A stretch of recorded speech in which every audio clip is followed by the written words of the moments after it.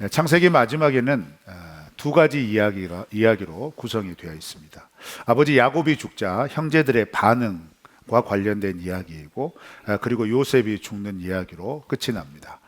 그러고 보니 창세기는 창조의 이야기, 생명의 이야기로 시작을 해서 죽음의 이야기로 끝납니다. 그렇죠? 야곱의 죽음 그리고 요셉의 죽음으로 마무리된다는 얘기죠. 그렇다면 저자가 이렇게 기록한 의도가 있을 거라는 얘기입니다. 굳이 창세기의 마지막 이야기를 야곱이 죽은 이후에 형제들의 반응하는 모습, 그리고 요셉이 죽은 이야기를 통하여 들려주고자 하는 어떤 이야기, 이런 것들을 배치해 놓은 의도가 있다는 얘기겠죠. 그래서 오늘 말씀은 이 두 에피소드를 다뤄보면서 우리에게 주시는 하나님의 말씀을 살펴보도록 하겠습니다. 먼저 야곱이 죽은 이후에 형제들의 반응에 대해서는 우리가 읽은 본문 말씀 15절 말씀부터 21절 말씀까지 기록이 되어져 있습니다. 그 중에서 우리 19절 20절을 다 같이 한번 읽어볼까요? 시작. 요셉이 그들에게 이르되 두려워하지 마소서, 내가 하나님을 대신하리이까. 당신들은 나를 해하려 하였으나 하나님은 그것을 선으로 바꾸사 오늘과 같이 많은 백성의 생명을 구원하게 하시려 하셨나니. 네, 이 말은 요셉이 자기에게 와서 자기들을 용서해 달라라고 하는 형들의 이야기를 듣고 보인 반응입니다. 이 이야기를 우리가 살펴보기 위해서는 먼저 무엇을 살펴봐야 되냐면, 야곱이 애굽에 들어와서 죽기까지 17년을 애굽에서 살았습니다. 그리고 이렇게 야곱의 가족이 애굽에 들어오게 된 계기가 무엇이었냐면, 애굽의 총리로 있었던 요셉과 형들이 식량을 구하러 온 것을 계기로 만나게 되고, 45장에서는 그 형제들에게 자기의 신분을 밝히면서 형들이 지었던, 자신을 죽이려고 했고 애굽으로 팔아넘긴 그 죄에 대하여서 이미 요셉이 믿음의 해석을 들려주었어요. 그래서 형들을 용서를 했습니다. 그런데 이제 그렇게 용서를 행했음에도 불구하고 17년이 지나서 야곱이 죽을 때 형들은 아버지 야곱이 죽었으니 이제 요셉이 우리를 가만 놔두지 않을 거다, 혹시 우리를 해하지 않을까라고 하는 불안감이 임한 겁니다. 그래서 요셉에게 가가지고 그렇게 얘기한 거죠. 아버지가 생전에 이 말을 너에게 전해달라고 했다라고 하면서 이제 형들을 용서해 줘라 라고 말한 야곱의 이야기를 들려주는 겁니다.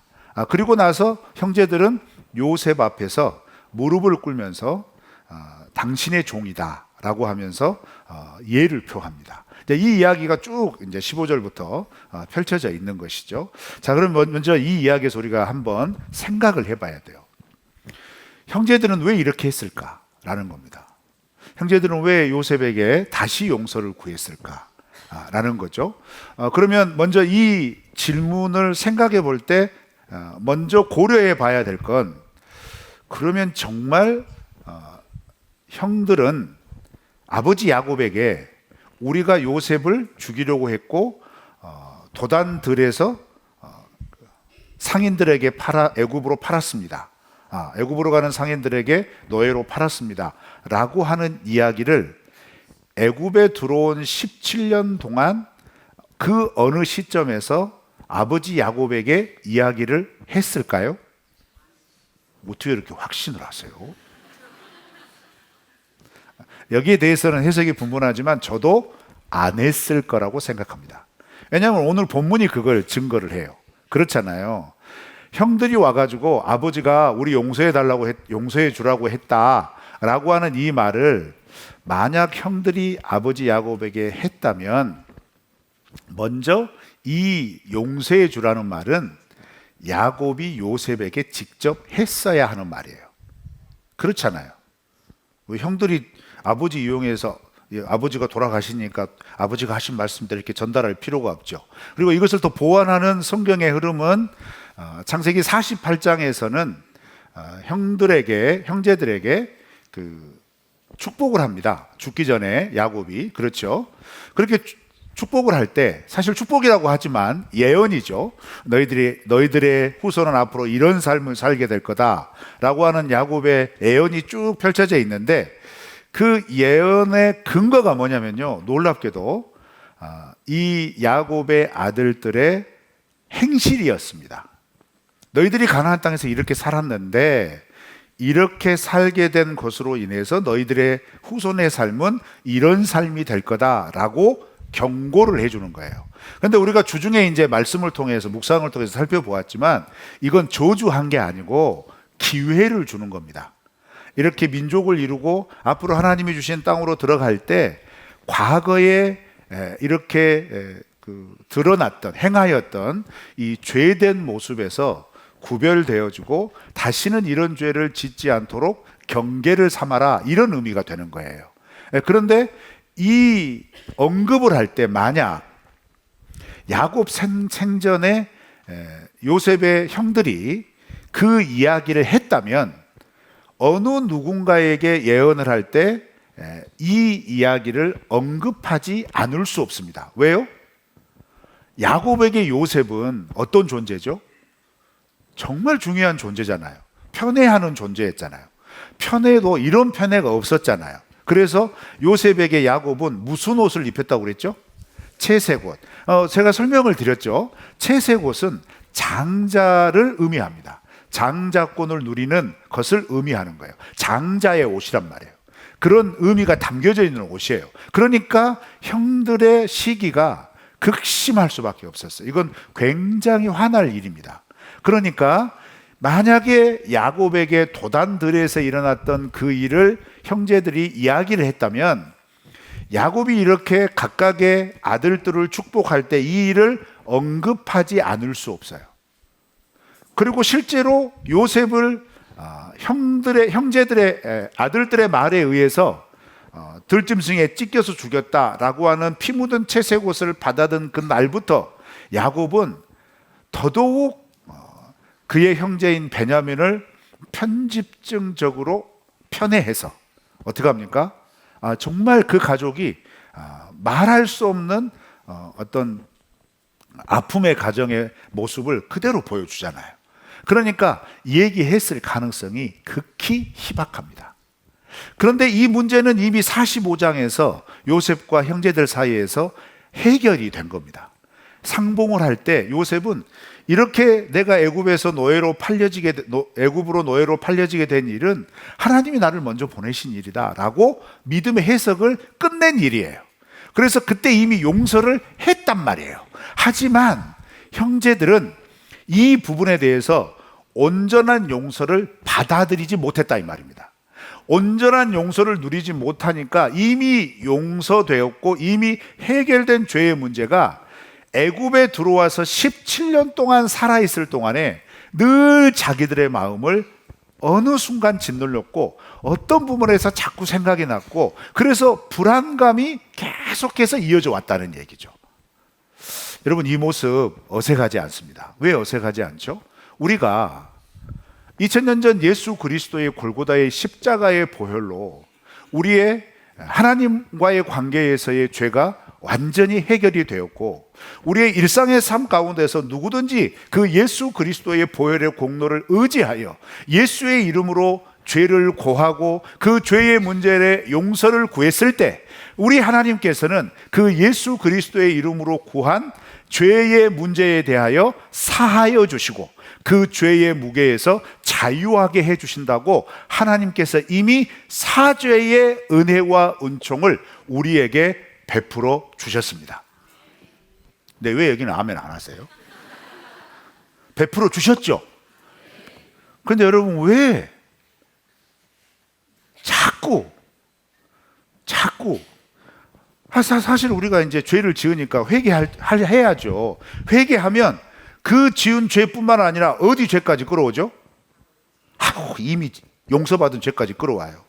그래가지고 이 죄가 어느 순간에 보면 내가 지금 하나님 앞에 지은 지금의 죄의 문제를 회개하고 하나님의 은혜를 구하는 게 아니라 이것만 회개하면 뭔가 서운할 것 같고 뭔가 아쉬울 것 같은 그런 심리인지는 모르지만 이미 예전에 예수 그리스도의 이름으로 용서받았던 죄까지 쫙 끌고 와가지고 어떻게 해요?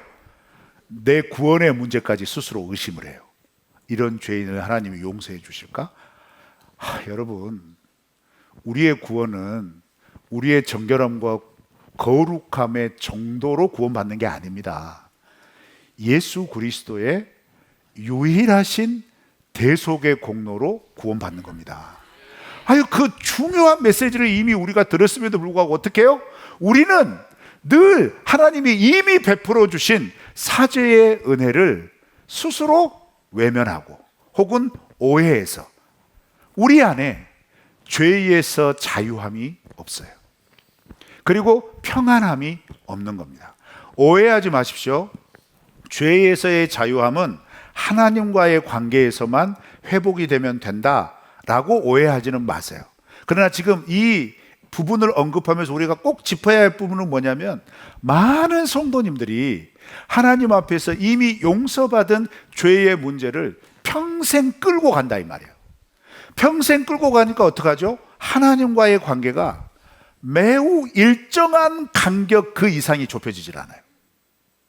늘 죄책감에서 이 부분을 뛰어넘지를 못해요. 그런데 이미 하나님은 이 죄의 문제를 해결하여 주시고 용서하여 주셔서 우리 안에 성령님을 보내주셨잖아요. 그런데 우리는 우리 안에 계신 성령님조차도 저기 계시는 분으로 착각하게 만들 정도로 죄책과 죄의 그늘에 익숙하게 얽매여 있다는 얘기죠. 그런 우리들, 그리고 이미 17년의 용서를 베풀었음에도 불구하고 그 죄책감으로 두려움으로 또다시 이 문제를 끄집어내서 우리에게 해를 주지 않을까라고 두려움에 떠는 이 형제들의 고백을 보면서 요셉이 19절 20절에서 통곡하면서 다시 한번 확인해 주는 거예요. 우리 특별히 20절 다시 한번 읽어볼까요? 시작. 당신들은 나를 헤아려 하였으나 하나님은 그것을 선으로 바꾸사 오늘과 같이 많은 백성의 생명을 구원하게 하려 하셨나니. 당신들은 나에게 악을 행했다는 얘기 인정하지 않는 게 아니에요. 맞다, 당신들은 나에게 악을 행했다, 큰 죄를 행했다. 그런데 하나님은 그 악을 어떻게 바꾸었다고요? 선으로 바꾸사. 어떻게 해주셨어요? 당신들과 나뿐만 아니라 이 땅의 모든 사람들의 백성, 이 많은 백성들의 생명을 구원하여 주셨다. 여러분, 얼마나 위대한 믿음의 해석입니까? 그래서 요셉의 관점에서 보았을 때 진정한 용서는 어디에서 나오는지 아세요? 이 믿음의 해석에서 나오는 거예요. 내 의지에서 진정한 용서가 나오는 게 아닙니다. 많은 성도님들이 착각해요. 내가 당신을 용서했습니다 하면서 용서했습니다 라고 말했는데 이 출입문을 딱 나가면 생각이 나.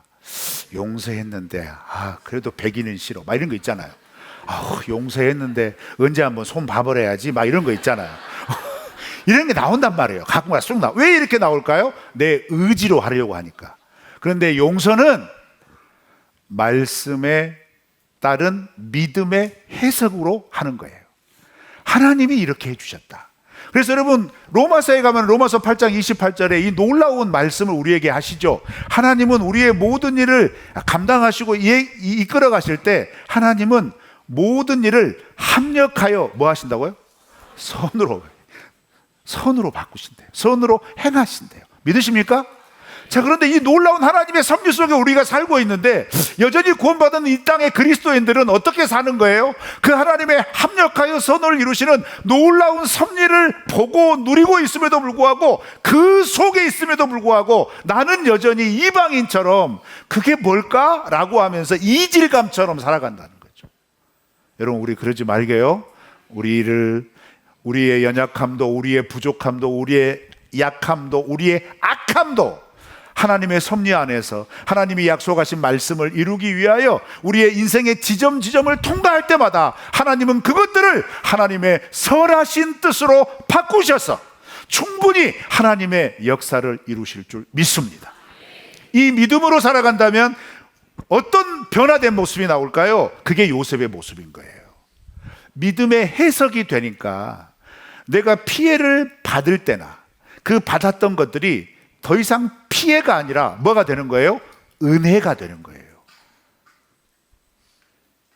여러분, 우리의 삶 속에 우리가 주님의 품에 안기기 전에 이 땅을 살아가면서 우리 그런 하나님이 우리에게 허락하시고 누리게 하여 주시는 정말 천국과 같은 삶을 꼭 누려보시길 바랍니다. 생각해 보세요. 요셉의 형들은 이미 17년 전에 요셉이 용서했고 용서의 화해의 어떤 그 시간을 가졌잖아요.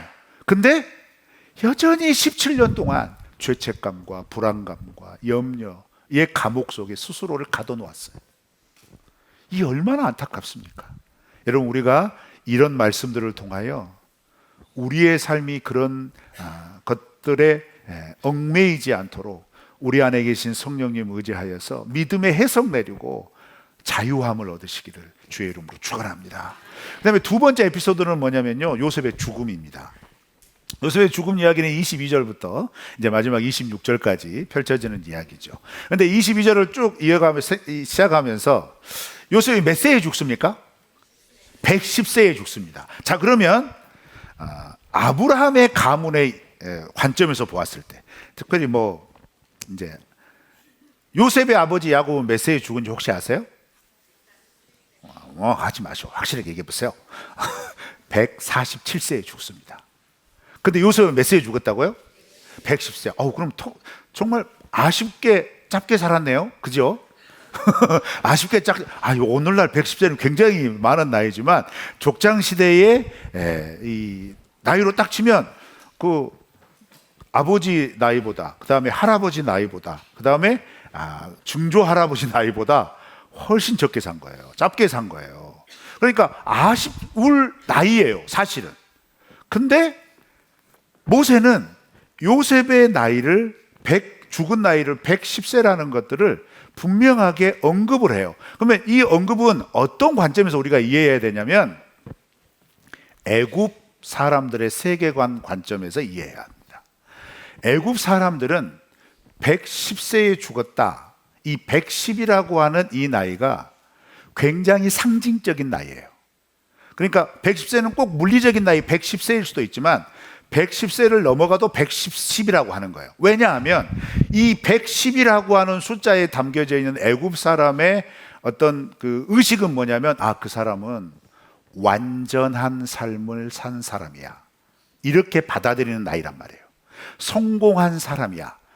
정말 신의 은총을 충분히 받아들여서 장수한 사람이야. 이렇게 받아들이는 나이가 110세입니다.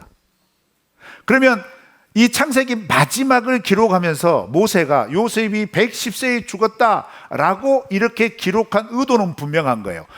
요셉은 애굽 사람들에게 있어서는 완전한 생을 산 사람이에요. 그도 그럴 것이 여러분, 요셉은 총리였죠. 근데 여러분, 요셉이 자기가 애굽의 총리로 등극할 때의 나이가 30세였어요. 그죠? 그리고 7년의 풍년을 지나고 7년의 흉년을 지나고 그 사이에 흉년 2년 차에 자기 가족을 이민을 시키고 그렇게 110세까지 애굽의 총리로서의 삶을 산 겁니다.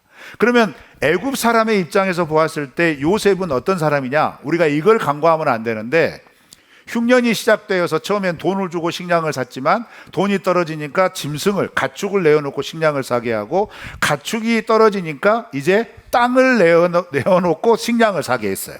그래서 애굽의 모든 땅이 누구의 것이 됐다고 그랬어요? 바로의 것이 됐다고 그랬어요. 그럼 바로의 땅이 된 이 땅을 요셉은 어떻게 합니까? 토지 개혁을 합니다. 그래서 백성들에게 공평하게 나누어 줍니다. 그리고 조건을 달죠. 5분의 1을 세금으로 내라. 그리고 5분의 4는 너희들 것이다. 여러분, 이 놀라운 토지 개혁은 백성들의 삶을 어떻게 바꿨을까요? 평등하게 바꿨습니다. 이해하셔요. 이 기본적인 놀라운 구조 개혁을 이해하시겠습니까? 근데 이 일은 역대 어떤 왕도 하지 않았어요. 할 수가 없었어요. 그런데 극심한 흉년 7년을 지나면서 오히려 그 흉년을 견디게 해줬을 뿐만 아니라 동시에 그들의 삶이 균등하게 만들어준 거예요. 매우 놀라운 시간이었습니다. 그렇게 해서 애굽의 삶의 체계가 한번 바뀌었어요. 여러분, 그렇기 때문에 애굽 백성들에게 있어서 요셉의 의미는 어떤 의미냐? 혁명가예요. 요셉의 통치는 정말 어떻게 설명할 수 없는 놀라운 역사를 이룬 사람이에요. 자, 그러면 그런 요셉이 죽었다면 애굽 사람들은 요셉을 어떻게 장사를 지냈으면 좋겠어요? 장사를 지내려고 할까요? 피라미드 세워야죠. 피라미드에 안장을 해야지. 그러지 않아요? 바로의 큰 피라미드 말고 흉내라도 내야지. 왜? 요셉은 그럴 만하다 이 말이에요. 애굽을 그렇게 근본적으로 바꾼 사람이란 말이에요. 자기들의 삶을 이전과 비교했을 때 비교가 안 되게 바꿔준 사람이란 말이에요. 그러니까 요셉이 죽었다? 그것은 어떤 의미냐? 이전에도 없고 이후에도 없을 바로 아니면 누릴 수 없는 장례식의 영광을 충분히 누릴 수 있는 자격이 된다 이 말이에요. 그런데 요셉이 죽기 전에 무슨 유언을 합니까? 이걸 정면으로 거부합니다. 이거 왜 어떻게 거부하느냐? 오늘 본문 말씀 24절 25절 다 같이 한번 읽어볼까요? 시작. 요셉이 그 형제들에게 이르되 나는 죽을 것이나 하나님이 당신들을 돌보시고 당신들을 이 땅에서 인도하여 내서 아브라함과 이삭과 야곱에게 맹세하신 땅에 이르게 하시리라 하고, 요셉이 또 이스라엘 자손에게 맹세시켜 이르기를 하나님이 반드시 당신들을 돌보시리니 당신들은 여기서 내 해골을 메고 올라가겠다 하라 하였더라. 자, 애굽 사람들에게 있어서 정말 충격적인 유언이 뭐냐면 25절 후반절이에요. 당신들이 여기에서 이제 요셉의 형제들에게 지금 부탁하는 거예요. 당신들이 여기에서 하나님의 돌보심을 받고 살다가 이제 이 애굽을 떠나 가나안 땅으로 갈 때, 여기서 나갈 때 무엇을 메고 가라고 그래요? 해골을 메고 가라고 그래요. 자, 그러면 피라미드에 장사하면 해골 뺄 수 있을까요? 이 지점이에요. 그러니까 요셉의 유언에게 있어서 애굽 사람들이 가장 충격되는 지점이 뭐냐면 요셉은 가묘를 쓴 겁니다. 언제든지 관을 빼나갈 수 있게. 안장이 아니에요. 임시적으로 가묘를 만들어 쓴 거예요. 그런데 이것을 이제 야곱의 가족들, 야곱의 후손들이 보았을 때 어떤 의미를 갖게 되는 거냐면 그 가묘를 볼 때마다 이제 이스라엘 후손들은 여기에 얽힌 이야기를 할 거예요. 그렇죠? 여기에 얽힌 이야기를 하기에는 크게 두 가지 주제를 얘기를 할 겁니다. 7년 풍년과 7년 흉년을 통하여 야곱의 가족이 특히 7년 흉년 때 애굽으로 이민 온 이야기를 할 겁니다. 그리고 애굽으로 이민 온 이후에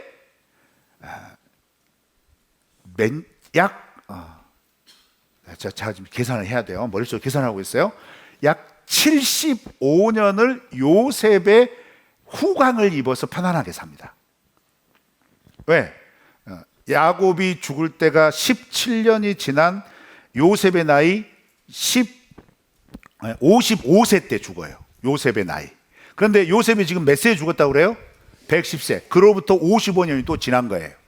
그리고 그때부터 요셉이 죽자 요셉의 묘를 임시로 딱 만들어 놓고 그 임시된 묘소를 바라보며 오고 오는 후손들은 무슨 이야기를 할 거냐면, 아니 요셉이 그렇게 총리로서 애굽에 그렇게 놀라운 일들을 했다면 왜 요셉의 묘는 이렇게 초라합니까? 이렇게 물어볼 수 있잖아요. 그렇잖아요. 그러면 아버지들은 얘기를 해주는 거예요. 그 우리의 손주 요셉이 이런 말을 했다라고 하면서 우리는 이 애굽이 정착지가 아니다. 이 애굽이 우리의 땅이 아니다. 하나님이 우리에게 약속하신 땅은 가나안 땅이다. 그래서 이 가나안 땅으로 하나님이 언젠가 우리를 내보내실 거다. 그렇게 내보낼 때 우리 요셉 할아버지가 자기 관을 메고 가라라고 부탁하셨다. 자, 그러면 이 메시지의 핵심이 뭘까요? 두 가지입니다. 애굽은 우리가 정착할 땅이 아니다. 또 하나는 우리는 가나안 땅으로 돌아간다. 그러니까 요셉의 임시 가면은요, 어떤 것을 의도한 거냐면 하나님의 언약의 성취를 바라보게 하는 그 자체의 메시지였다는 얘기예요. 그런데 그 자체의 메시지를 이루어가는 과정에서 요셉이 그런 이야기를 합니다. 어떤 이야기냐면요, 야곱이 죽고 형제들이 와서 그렇게 우리의 죄를 용서해다오, 우리는 당신 너의 종이다 라고 하면서 엎드릴 때 요셉이 통곡하면서 이건 하나님이 이미 이 당신들의 악을 선으로 바꿔서 우리에게 이런 생명의 회복의 은혜를 주신 것 아니냐라고 얘기하면서 그 다음 구절 보세요. 요셉이 형님들한테 어떤 약속한지 아세요? 당신들의 자녀를 내가 기르겠습니다. 이 표현이 나와요. 그러죠? 당신들의 자녀를 내가 기릅니다. 그런데 그 약속을 했던 요셉이 죽는 거예요. 그러니까 요셉이 이제 그의 자손들과 형제들에게 뭐라고 얘기하냐면 하나님이 당신들을 기를 겁니다. 하나님이 당신들을 돌보아 줄 겁니다. 그런데 이 돌보심은 무엇을 향하냐면 이 애굽에서의 형통과 평안함, 번영이 아니라 하나님이 약속하신 가나안 땅으로 이어지기까지 하나님이 당신들을 돌볼 겁니다 라고 예언을 해줘요. 축복을 해줘요. 그리고 이 요셉의 예언은 출애굽기에 딱 넘어가면 가장 이스라엘 백성들이 민족을 이루고 출애굽 직전에 극심한 고난을 당할 때 출애굽기 3장 16절에서 이렇게 언급이 됩니다. 우리 다 같이 읽어볼까요? 시작. 너는 가서 이스라엘의 장로들을 모으고 그들에게 이르기를 여호와 너희 조상의 하나님 곧 아브라함과 이삭과 야곱의 하나님이 내게 나타나 이르시되 내가 너희를 돌보아 너희가 애굽에서 당한 일을 확실히 보았노라. 후반절 보세요. 하나님이 모세에게 나타나셔서 극심한 고난 가운데 있는 이스라엘 백성들의 상황에 대하여 이렇게 말씀하시잖아요. 내가 너희를 뭐 했다고요?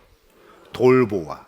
그래서 여러분 오늘 말씀 24절과 25절에 어떤 표현이 반복이 됩니까? 하나님이 돌보시리니, 반드시 돌보시리니. 이런 돌보다라고 하는 단어가 두 번이 반복이 되잖아요.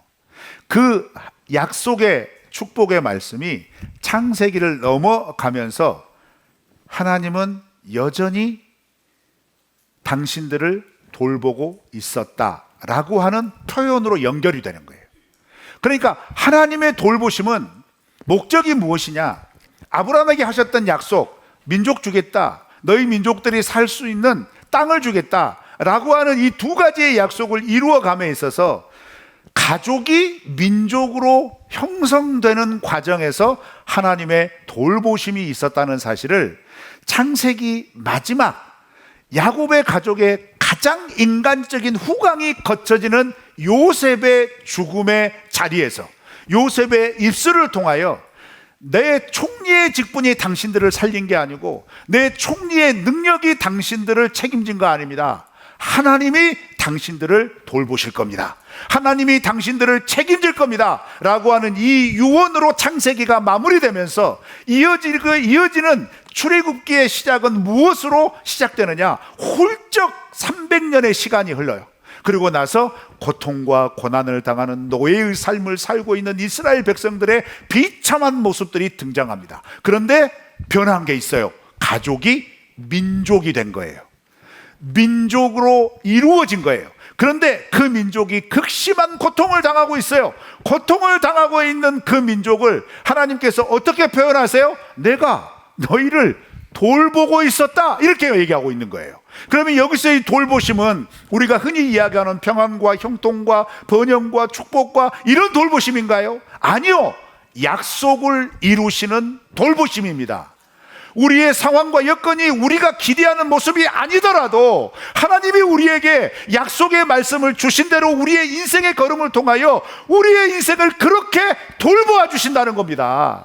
그런데 이 돌보심의 은혜는 내가 기대하고 원하는 그림대로 이루어지는 돌보심이 아니라 하나님이 약속하신 그 약속의 말씀을 따라 하나님이 섭리하시는 섭리의 모습으로 우리의 삶 가운데 혹시 고난이 임하여도 혹시 기근이 임하여도, 혹시 배신이 넘쳐나도, 그런 다양한 변수 속에서도 하나님의 약속의 말씀을 이루어 주시는 돌보심은 반드시 이어질 것이다. 축복한 거예요. 믿으십니까? 그 약속이 우리에게 하시는 약속이에요. 우리 구원받은 하나님 나라의 백성의 삶, 어떻게 사는 거예요? 세상 속에 속해 있죠. 그런데 이 세상이 우리의 종착역이 아니라는 거예요. 이 세상에 살아가면서 하나님은 우리에게 약속하신 약속의 말씀의 뜻이 이루어지도록 하나님은 우리의 삶을 돌보아 주실 겁니다. 그렇게 돌보는 과정에서 내가 원하는 그림과 상황이 펼쳐지지 않더라도 그때마다 우리는 그러면 무슨 해석을 해야 돼요? 이 요셉의 해석을 해야 해요. 하나님이 우리를 돌보고 계신다. 하나님은 우리의 삶에, 내 삶에 악한 모습이 있더라도 하나님은 그 악한 모습을 이끌어 선으로 바꾸사 하나님의 약속을 이루신다. 이런 믿음이 우리를 하나님과 동행하게 하는 은혜로 이끈다는 거예요. 출애굽기 13장 19절 읽어볼까요? 이 요셉의 예언은 어떻게 성취됩니까? 시작. 모세가 요셉의 유고를 가졌으니 이는 요셉이 이스라엘 자손으로 단단히 맹세하게 하여 이르기를 하나님이 반드시 너희를 찾아오시리니 너희는 내 유고를 여기서 가지고 나가라 하였음이더라. 아멘.